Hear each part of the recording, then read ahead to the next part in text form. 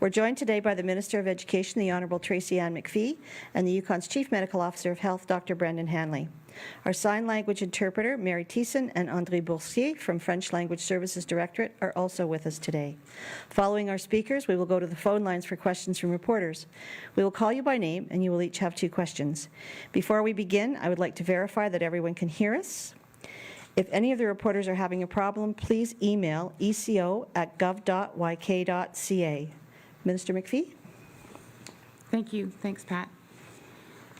Thank you, everyone, for joining us here this morning.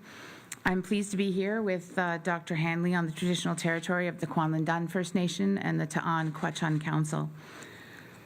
We currently have 1 active case of COVID-19 here in the Yukon.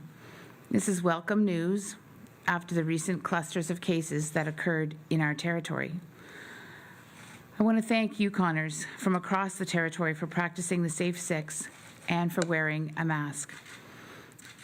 Our continued dedication to physical distancing, keeping our hands clean, avoiding outdoor gatherings is vital to keeping our community safe and healthy, so thank you to everyone. I also want to report that there have been 5 new charges under the Civil Emergency Measures Act. These include 3 charges from our CIMA investigation unit and 2 charges that have been laid by the RCMP. 3 of these charges have been for failure to self-isolate. 1 is for refusing to stop at the border, and 1 is for refusing to wear a mask. I also want to take this opportunity to thank our CIMA investigation unit and all of our partners across the territory who are working to keep Yukoners and visitors informed about the protective measures that are in place here in the territory. Today, I want to provide an update on busing. From the start of the school year, we have been adapting our school programming and our school bus services to meet the health and safety guidelines set by Yukon's Chief Medical Officer of Health. Adjusting to these new measures has presented challenges for many. While there have been challenges, the steps that we have all taken to limit the spread of COVID-19 and keep students, families, and our community safe have brought new opportunities and been successful so far. I want to acknowledge the extraordinary efforts of students and parents and families, of our school bus drivers, of our custodial staff, and of educators, school staff, and the staff at the department's central administration building. What you have all accomplished with your combined efforts during the first half of this school year is truly remarkable. Our efforts to adapt and support one another with patience and kindness and respect is inspiring. We know that the new way of doing things has taken an emotional toll on all of us. And we know that the announcement of new cases in the Yukon recently has been stressful. But they also remind us that we must still follow the Safe 6 and wear our masks. Abiding by the rules has meant that we have been able to support students to continue to go to school each day and to see their friends and to learn face-to-face with their teachers. That is the real result. And I'm thankful that we've been able to do this while continuing to make sure that we are following the important health and safety measures. Because we know how important daily learning and being at school is to everyone's well-being, we must keep this up. I'm pleased to be able to provide an update today about our new school buses and updated routes. This pandemic has forced us to adapt the way that we provide school busing to students mostly in the Whitehorse during this school year. While we have been able to accommodate all of our eligible students on the bus, we have not yet been able to accommodate as many students as we have in past years. We've also faced challenges of ensuring qualified school bus drivers are consistently available to support the school bus services. And like all employees at many businesses and organizations, school bus drivers have had to stay home when sick or showing some symptoms to be safe. I want to thank all of the school bus drivers who continue to support our students to get safely to and from school. Their work is critical. And we appreciate the new school bus drivers who have answered the call in a time when we have needed to pull together to help one another. And we know that when getting to school is difficult, it can have impacts on learning and on parents and guardians who need to get to work for the day. In order to assist, we have acquired 3 new school buses that will be in service starting on January the 4th. These buses will fill some of the gaps in service that are as a result of the adjustments that we have had to make this year. This includes, the new buses will include a route along the Hamilton Boulevard corridor areas to schools in Porter Creek, and will include routes from Porter Creek and Whistle Bend areas to schools in Riverdale and Elijah Smith Elementary School. The buses are being deployed in these areas as part of our efforts to ensure that we can accommodate as many students as possible on the school buses based on the needs we are seeing across Whitehorse and where we know that there have been gaps in service. We're also making some adjustments to our existing bus routes to optimize the number of students who can ride the bus. These adjustments will allow us to accommodate some additional students on the current buses. For example, there are some bus routes where we observed that assigned eligible students are not riding the bus regularly, and there are opportunities for other students to be safely designated a seat on that bus. In other cases, we are able to make an adjustment to a route to add a stop or to reroute the bus to accommodate an additional student. These updated bus routes will also take effect starting on January the 4th when students return to school from the holiday break. When school resumes in January, students will also start following some updated guidance to ensure that we are taking all necessary precautions to protect their health and safety, and that of our bus drivers, our families, and our communities. Dr. Hanley will provide more information on these updated health and safety guidelines for school bus operations that will take effect starting January the 4th. Additional families who are being accommodated will be notified directly by email with their bus number, and that notification will be done by December the 23rd. If there are changes to a bus number a student is already assigned to, those families will also be notified. In making these adjustments, we're making every effort to limit the disruption to families who are already using a school bus. There will not be wide-ranging changes to our existing school bus routes, but we do expect some minor changes across several routes where bus stops may be added and pickup and drop-off times may be slightly impacted. Updated bus routes will also be posted on yukon.ca before December 23rd. We encourage families who are currently using the bus to make sure that they check the school bus schedule webpage on yukon.ca before returning to school in January. There may be some slight adjustments that you need to know about. And we urge you to continue to send your child to the school bus stop that is closest to your home. This has been a difficult and a different and a challenging school year. We are very pleased to be making these updates to incorporate new buses and to accommodate as many additional families as we can. These changes will increase our busing capacity, which is currently just over 1,900 students or seats, to approximately 2,250 seats. We do appreciate the patience and the understanding of the families and the students and what they have shown over the last number of months. Thank you very much to everyone for your time today. Dr. Hanley? Thank you, Minister. Thank you, Pat. Good morning, bonjour. The journey with COVID-19 over the previous 9 months has tired us all, but we do have renewed energy and hope with the imminent arrival of vaccine. I want to also say thank you to all of you who have been patient and tolerant and who have demonstrated solidarity and kindness in the face of hardship. As one community, we have stayed strong, we have persevered, and we can see a finish line in sight. And without your determination and diligence, we could be in a very different situation than we find ourselves in now.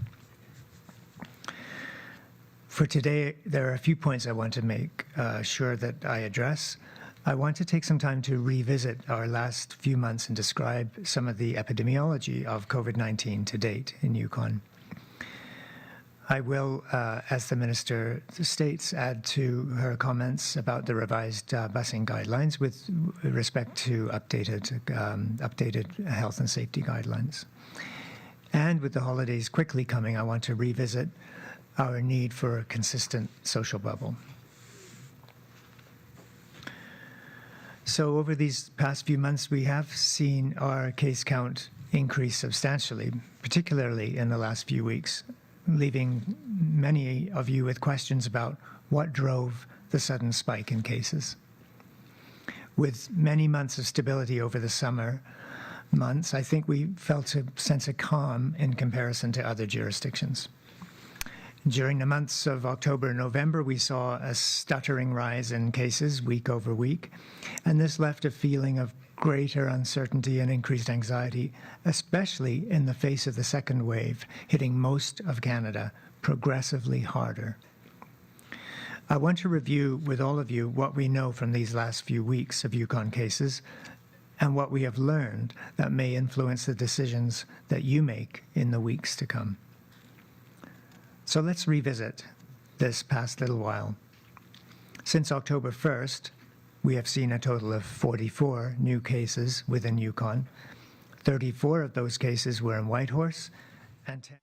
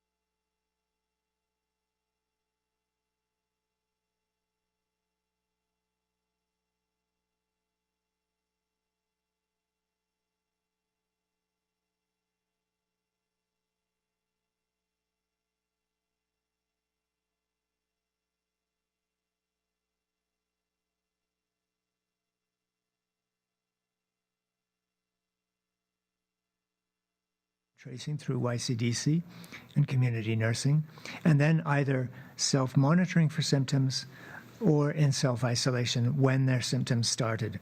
And these are cases that we like to see because they have little risk for onward transmission. And this speaks to the success of our contact tracing efforts and to the importance of keeping the numbers of your close contacts small. The tighter your bubble, the less chance for COVID to spread. Next slide. We're going to talk about age and sex distribution of confirmed cases. And next we'll go to a couple of graphs.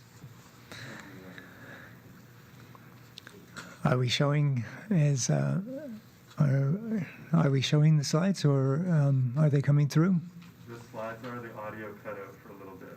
Oh, I see. A couple of minutes. Okay. Should I be on standby? I'm awaiting instruction to proceed or to, yeah, okay, I'll keep going. So here we have the distribution by age group and by sex of cases, and again, the earlier cases and the later cases. Earlier on the left, later cases on the right. And what we've seen is, in this case, that the majority of our cases are younger adults in the 20 to 39 age group. There's a slight majority of females in this category, but I would treat these proportions as roughly 50-50. Children and youth in the minority, as are older adults. And while not displayed here, we also know that the majority of our confirmed cases since early March have not had any risk factors for a severe disease. So in other words, we're seeing this COVID infection predominantly in young adults. And this is a pattern that we see in the rest of the country as well. So really what we're seeing in Yukon reflects or mirrors what we see in the rest of the country. And then if we go to the next slide, this is the same, but we really concentrate only on the index cases. And index cases means the first cases that are identified and not the contacts that later become cases. So, in other words, these are people that are first coming forward with testing and then being identified as cases. And again, here we see the same pattern, but more so, where predominantly younger adults are carrying and transmitting COVID infection in Yukon. Next, I want to go to slide 9, where we talk about signs and symptoms among confirmed cases. So what are we seeing? What patterns of symptoms are we seeing? If we go to the graph on slide 10, we see that here we see a list. So these are the most common symptoms that we see with confirmed cases.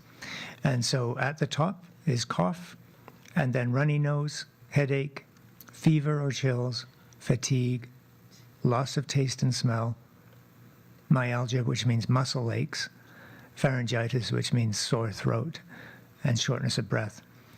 So these are all the common symptoms, again, that we see with COVID everywhere, but this is what we've seen so far with Yukon. So the overwhelming majority of cases have a cough as one of their symptoms.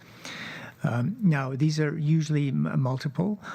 So in other words, one person has several of these symptoms, and it is very rare to have a single symptom, particularly for some of the symptoms, such as runny nose. We know that in our cases, as well as in worldwide, that runny nose by itself is not actually very rare as the only symptom that is associated with COVID, and that's what influences our traffic light guidance. But you will notice that we've divided these by red and yellow to reflect our traffic light symptoms. The red symptoms are the symptoms that we say these are symptoms to be very concerned about, and these are ones that we emphasize the importance of testing as soon as possible. So you see cough and fever and loss of taste and smell, and shortness of breath as what you might call the cardinal symptoms of COVID showing up very frequently in our cases. And the other ones are less specific to COVID. They're common in many other scenarios, but when you're seeing these come up in combination of two or more, that's when we also, according to the traffic lights, really encourage testing and isolating away from others. I'm going to go on now. And this is the last two slides. We're going to talk about clusters, or how our cases have been grouped. And if we go to that last slide of a kind of a pictogram, and here we show how our recent cases have been clustered. And this shows our recent cases with the last two major outbreaks and the connections between individuals in these outbreaks, as well as some of the other smaller groupings or individual cases. The connections between the cases, as you see, that can be linear, in other words, just one in a straight line to another, or they can be multiple. And particularly within household settings, this is where we see that the connections between people can be in many directions. And so you see that kind of pentagram at the bottom, or the star-like figure where you see the multiple interactions between people. And rather than just a single line by line. So what we hope to avoid in are connections that spread out in long linear chains, suggesting that the virus is spreading out among people who are not so closely connected. So if we just saw a line and then another line and another line, that would be the beginnings of spreading out into the community. We also don't want to see a whole lot of random cases popping up that are not connected either to known cases or clusters, or at least to common settings. And so you see some of these are smaller groupings which might be just a single household, or a single travel-acquired infection, or cases that may not yet be closely connected but are suspected to be connected, but we haven't proven that or shown that link yet. We've seen COVID spread in these ways in all manners of people. And COVID, of course, is not exclusive to any ethnic group or age or income category. And in Yukon, COVID does not belong to any one social or ethnic group either. Instead, it travels from one person to another. When people are living together, working together, or congregating in the same setting, especially if people are not practicing the safe six or masking. So when we do congregate together, we need to remain vigilant and follow the safe 6+1, while also keeping bubbles small to limit that spread outwards. We will have some of this material developed into an infographic. I'm just showing you really the slides that are fresh and showing our recent data, but we will have a written summary and infographic so that we can illustrate these patterns of COVID transmission we're seeing in the territory, as well as the lessons learned from these outbreaks. So our Yukon outbreaks have demonstrated the importance of COVID transmission within shared household settings and workplaces. And these patterns of spread reinforce the need to organize our social bubbles, to reinforce COVID safety measures in workplaces and any settings where the public gathers.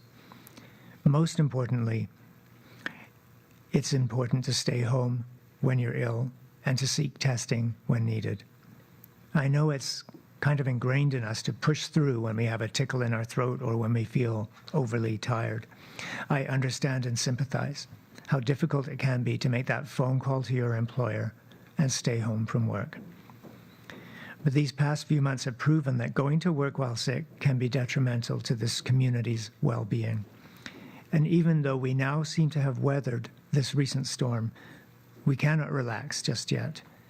If you feel sick, it is your personal and collective responsibility to avoid going to work, school, to the gym, or to socialize with friends.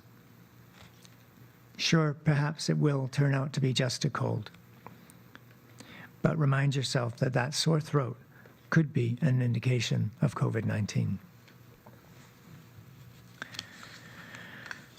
This school year has been challenging, demanding, at times exhausting.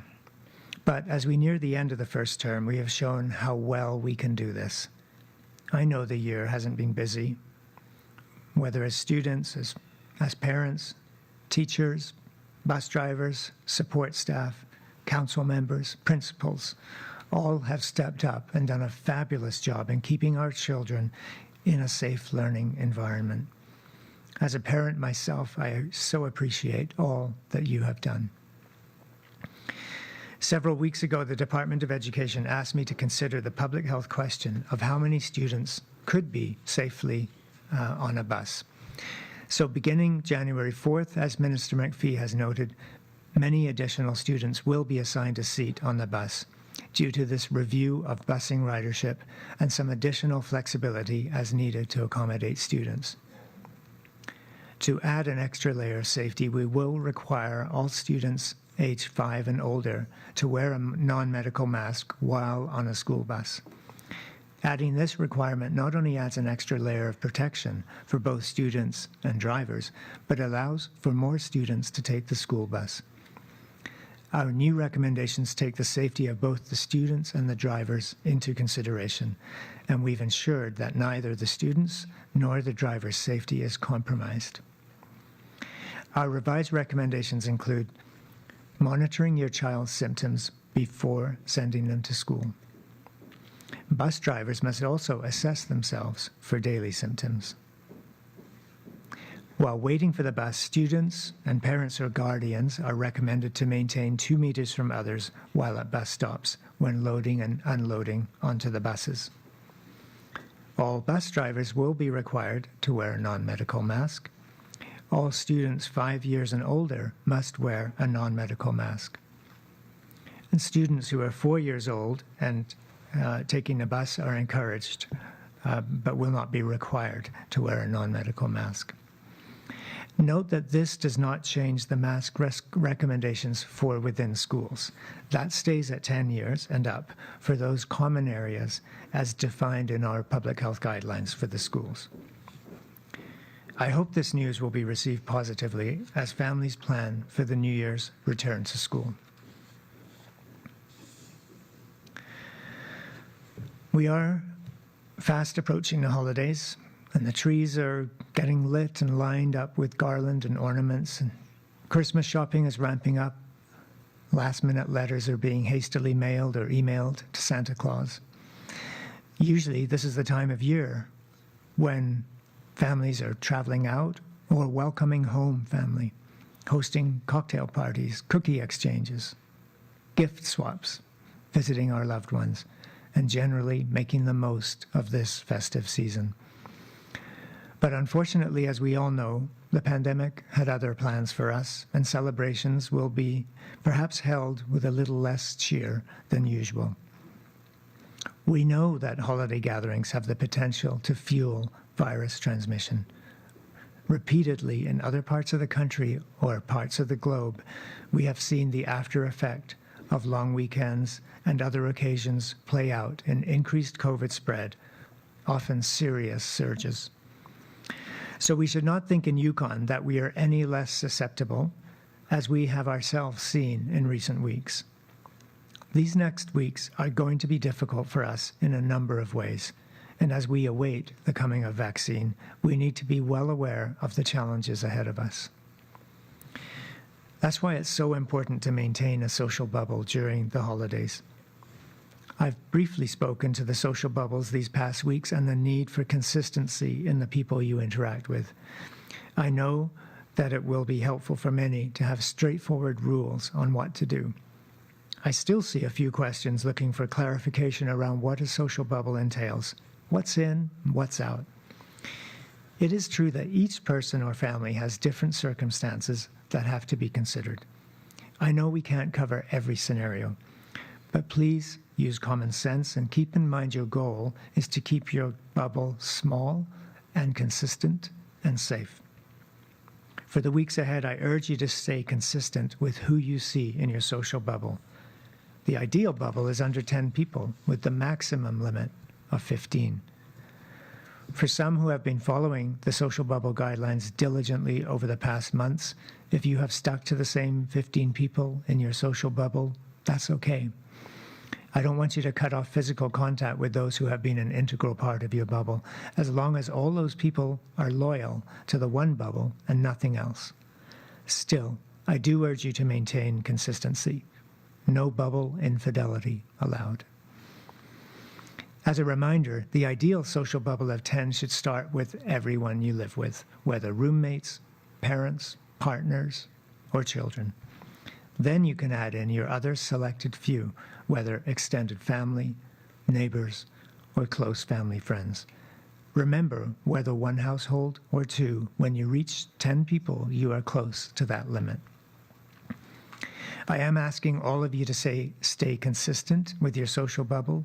We need to minimize our number of contacts to ensure we're protecting ourselves, our loved ones, friends, colleagues, and our elders. We're all doing this for each other so that we can celebrate safely, but also enjoy the privileges that we still enjoy while most others around the country do not. So who can you have close contact with? Well, of course, with everyone in your social bubble.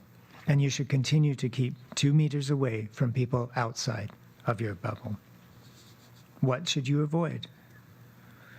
Do not have holiday dinners or gatherings inside with anyone who is from outside your bubble. Do not change your bubble over the holiday period.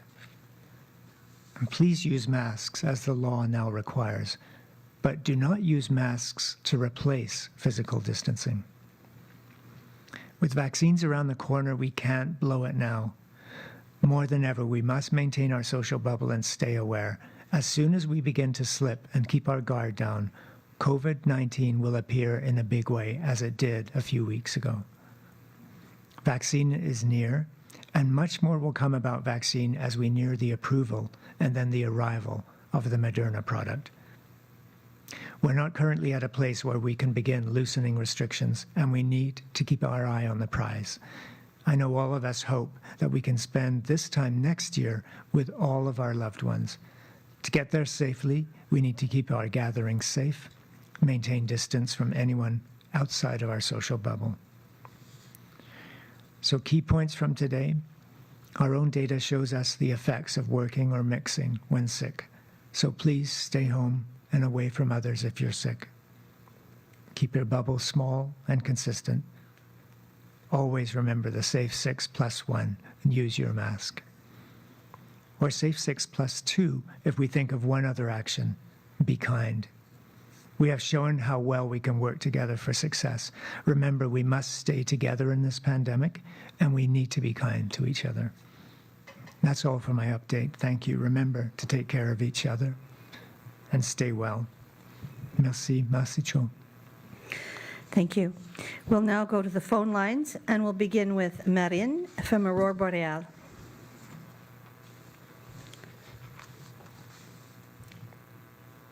No questions, thank you. Merci. We'll move to Haley, Yukon News. Thanks. My first question, obviously as a reporter, it was really interesting to see all that detailed data. But why make that public? I'm just curious what the purposes of sharing all that detailed information. Yeah, well, I guess one advantage of having lots of recent cases is that we can actually start to tell a story from this data.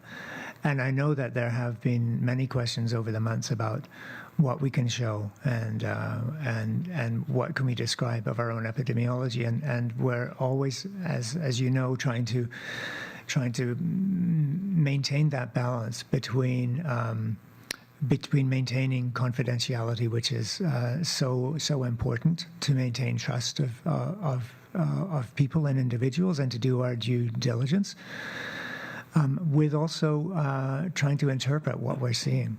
And so I felt an obligation as soon as realistically possible to bring back the numbers that we are seeing, but I think more importantly the story that's behind the numbers, and so that I think will be a continuing quest as we work through this pandemic, whether it's case information and summary information. Whether it's other things that we can describe, characteristics, or as we head towards the vaccine uptake, vaccine knowledge, and any statistics that we can share around that, as we have for the influenza immunization. Thank you. Follow-up question, Hanley? Yeah, thank you. That's great. I guess my second question is probably for Minister McPhee. I was just curious if there's any more context around the charges laid in the mask incident. I know sort of the line has been that education will come before enforcement. What was it in this case that resulted in a charge being laid for failure to wear a mask? Thanks, Haley, for the question. Of course, wearing a mask in public spaces is enforceable under the CIMA.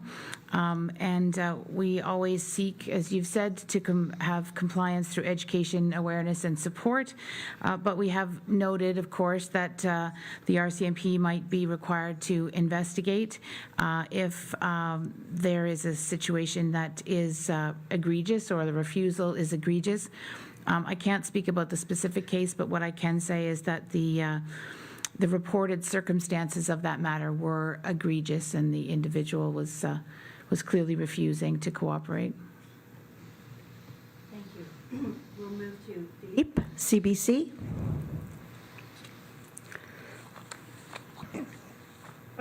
Yes, thank you.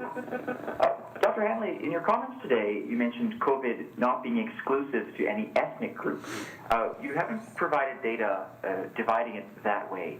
We do have numbers from Northern Health and other regions of BC. So the example from Northern Health, Indigenous people there are getting COVID at twice the rate of the non-Indigenous population. Will we be releasing those numbers for Yukon? And do you have any comments about the breakdown in that way of looking at it? Yeah, thank you. It's a really good question, and I think it's another one of those areas that I hope to be able to bring back, but it's a matter of looking and verifying and consulting. So looking at what we have and at what level that we feel comfortable sharing that, again, in that context of protecting the potential for self-identification and protecting confidentiality. I think the other key area is that we need, once we have that, is we need adequate consultation, particularly with our Indigenous leaders, which is what we always do when divulging any data that would involve indigeneity, particularly from a health point of view. So I do think that this is sort of early steps, and the important thing was to give this sort of more holistic information. I don't think, again, we're dealing with very small numbers, so interpreting trends, even if we compare ourselves to Northern Health, where significantly lower, I think a tenth of the population, or even less. So we do have more limitations about what we can share when we start to break out the data like that. So I think it's a good question, and I think it's something I'd like to bring back at some level, but we're not quite there yet. Follow-up, Philippe? Yes, I would have a different question for the Education Minister. I just wonder about masks being provided to students. Very early in the school year, we talked about an order of masks, and do you mind giving us an update on masks for students? Sure. We have, as I said, I think all along and several times, maybe even in this room and others, of course, encourage the mask used by students. They are becoming quite a fashion statement in some circles, and I know that individuals are choosing to have their own masks and bring their own masks. We encourage that, of course, because they're very personal items. If students do not have access to masks, they are provided at the school. They are clearly a safety precaution, part of our health and safety measures available at schools to students and to staff if necessary, and to visitors if there were visitors at the school. Definitely available through the department, through the schools, through the access that students have at their individual schools. Thank you. We'll move to John from CKRW.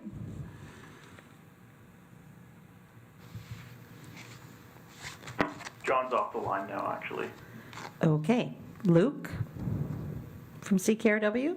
Yes, I have a question for Dr. Hanley. This may have been discussed in a previous COVID-19 briefing, but just for an update, when is somebody considered recovered from COVID-19, just given the inconsistent nature of the symptoms associated with it? Yeah, that's a really good question, and there are kind of standard criteria, but given just what you said, how variable symptoms can be and unpredictable, we take those standards and then apply it very much on an individualized basis. So the standard for someone who is otherwise healthy and not in hospital is a 10-day period between symptom onset and then recovery. And that then assumes that everything is going well, the symptoms have cleared, and we like to see at least a two-day period of free of symptoms. Clinical recovery plus that time duration, plus no recent symptoms, and that sort of is our package that we apply to recovery. Now, it gets more complicated if you have someone who is hospitalized, someone who has immunocompromise, and there we usually go with a 20-day window, which leads to the longer recovery times that have been associated with some of our cases. And again, it's still an individualized. You can actually have individuals who actually have ongoing symptoms and who just take longer to recover. And so, of course, that's where the individual conversation and assessment, and that's usually done again with YCDC, with us as the medical officers of health weighing in, and with the family physician or the community nurse caring for the patient. Do you have a follow-up, Luke? Yes, I have a question for Minister McPhee. I know you went over the numbers in your earlier remarks, but just how many more students are being accommodated with these new buses? Thanks, Luke, for the question. We're currently accommodating a little over 1,900 eligible students, and the 3 buses and the small adjustments to other routes will allow about 2,250 students. So there's approximately 350 additional students will be accommodated. Thank you. Excuse me. We'll move to Claudiane, Radio-Canada. Oui, d'abord en français, Dr. Hanley, juste nous donner les grandes lignes de vos directives pour le temps des fêtes. Qu'est-ce que les gens doivent retenir pour le temps des fêtes? So, Dr. Hanley, could you please give us the highlights of your directions for the holidays, what exactly you want people to do during this time? Oui, merci. Les directives sont encore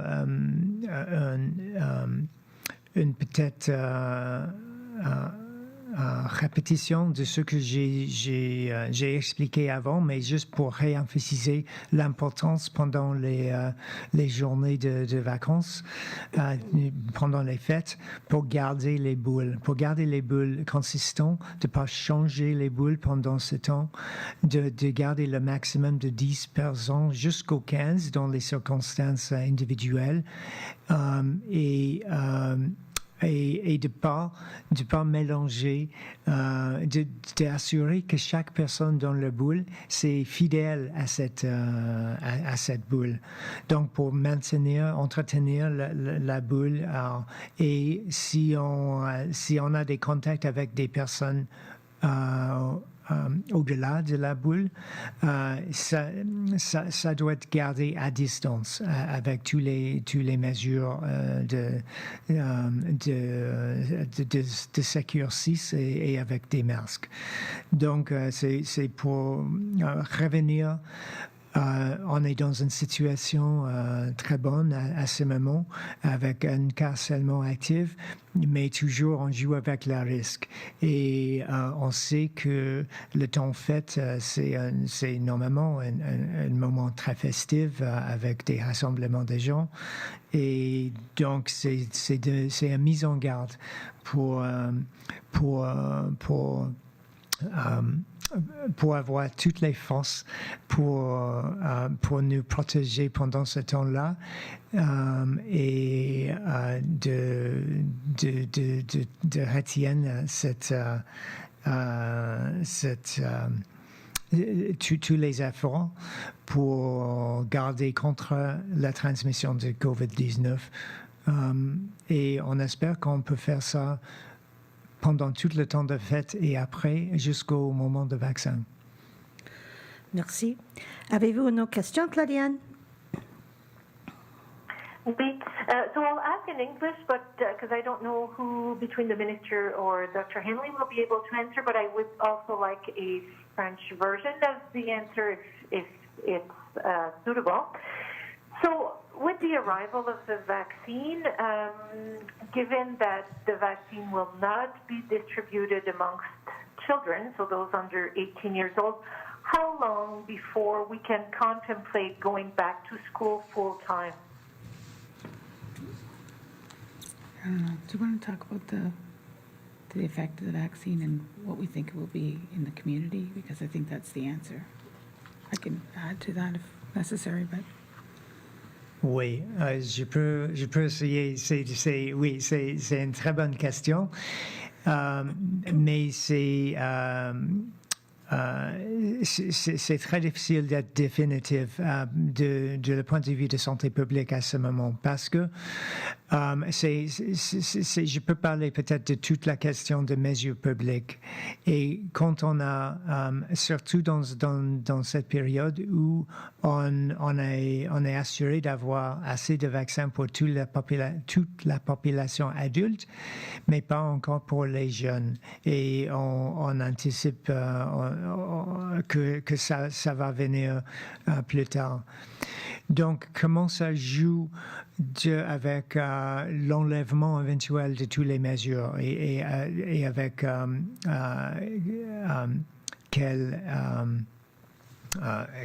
combien de temps est-ce qu'on attend pour ça? Et ça, c'est les questions que même au niveau national, même au niveau international, on ne sait pas la réponse. Donc, pour le moment, on continue avec toutes les mesures publiques, au moins jusqu'aux fins de période de vaccination. Et dans les prochains mois, avec une accumulation d'expérience et d'évidence, on va être plus au point de donner recommandations pour l'enlèvement de mesures publiques. Donc, la question d'éducation, c'est très lié à cette question. Je crois que on planifie maintenant pour l'année scolaire de continuer la même que avec toutes les mesures qu'on a et avec l'addition qu'on a expliqué aujourd'hui. Mais comme ça, je pense ça va pas changer pendant cette année scolaire. I will ask you to repeat that in English, please. Yeah, I was going to. I was so there are many, the question really is around to take it one level up. The question is around how will we start to remove public health measures when we have when we have vaccine and when we have a vaccinated population, and also the question of when we have adults vaccinated but not children, how will that play out, particularly with regard to education? And I think these are questions we just don't know the answers yet to, and we anticipate that with more experience, with populations actually receiving the vaccine, with more evidence from the studies, and more actual data, we will be able to start to anticipate. Of course, what a lot of it depends on is what will the eventual population uptake be. So all of these are going to take months to play out. So I don't anticipate that would mean that there would be changes to the public health guidance for schools in the coming months, or effectively for the upcoming second half of the school year. I think it'll take us longer to be able to know how to adjust public health measures in a vaccinated population. Thank you. Minister McPhee? Thank you. Thanks, Pat. I also think it's important, Claudia-Anne, to remind everyone and your listeners that all students in the territory, kindergarten to grade 9, are attending school. Your words were full-time, but certainly for full days. All students in rural Yukon are attending school from K to 12, full days, and that I think your reference is to the grades 10s to 12 at the 3 high schools here in Whitehorse that are doing full-time learning, but are only in front of their teacher or with their teacher for half a scheduled school day, but their learning is full-time and the full curriculum is being taught. So just as a reminder, that is the current situation, and I think it's certainly by all accounts faring well. And the last reminder I'll make is that if there are students in 10 to 12 at one of the 3 high schools here in Whitehorse that are having difficulty or challenged by that situation, there are additional supports. We're working one-on-one with students to make sure that their challenges are being met and they're being supported. Thank you. We'll move to Danielle, CBC. Hi there. Yeah, I'm just wondering, I'm not sure who would be best to answer this question, but has any protocol been developed in the case that there is a case of COVID-19 or an outbreak in a school? Sure. I mean, if you want to, I can too. Let's you start. Go first. Okay. You go first, Ellen. Thank you for the question, Danielle. Of course, there are protocols and operational plans for each school in the territory. They are based on the advice of the Chief Medical Officer of Health, and Dr. Hanley will add to this as well. Schools are different than public spaces. They each have an operational plan that limits the mixing of students and keeps students' interactions to their core learning groups or their groups of classmates, which supports contact tracing and isolating if there were to be a positive case. We are well aware of the situation when schools needed to be closed in the spring, and our goal, of course, is to keep as many students attending school as face-to-face classes as we can while ensuring their health and safety. Schools are like small communities. In the event that there were a case identified by of a student or a staff member or others that might work educators in the school, we would follow the advice of the Chief Medical Officer of Health and the Yukon Communicable Disease Center and Control Center, and they would identify and directly notify any of the close contacts and provide direction on who will need to be staying home or who will need to self-isolate or any of the impacts on the operation of the school. So it will be an assessment of the risk factors, it will be an assessment of the situation, an assessment of those involved and of the seriousness of the matter, and the advice from YCDC and from the Chief Medical Officer of Health will, of course, be followed by the school and the school community. Thank you, Minister McPhee. Dr. Hanley? Yeah, I think the minister outlined it very well, and just in addition to everything that the minister explained, these have been, since actually the very beginning, these protocols have been worked on, and with YCDC and us as medical officers of health in collaboration with YCDC and with the Department of Education, to not only work them out but to update them according to national guidance as it gets updated, but also to rehearse that. So to bring that to the administrators, which we did, to kind of walk through how this would occur. And like the minister says, there are so many individual circumstances that will kind of influence the decisions made around either a child or a family, the child's siblings being removed from the school, or the implications for the classroom, or even for the entire school. And it really depends on that risk assessment process. So we do have, I would say, a well-established and a well-rehearsed protocol should there be a case in the school. Thank you. Danielle, do you have another question? Yeah, I guess just kind of getting that. Thank you for laying it out so well for me.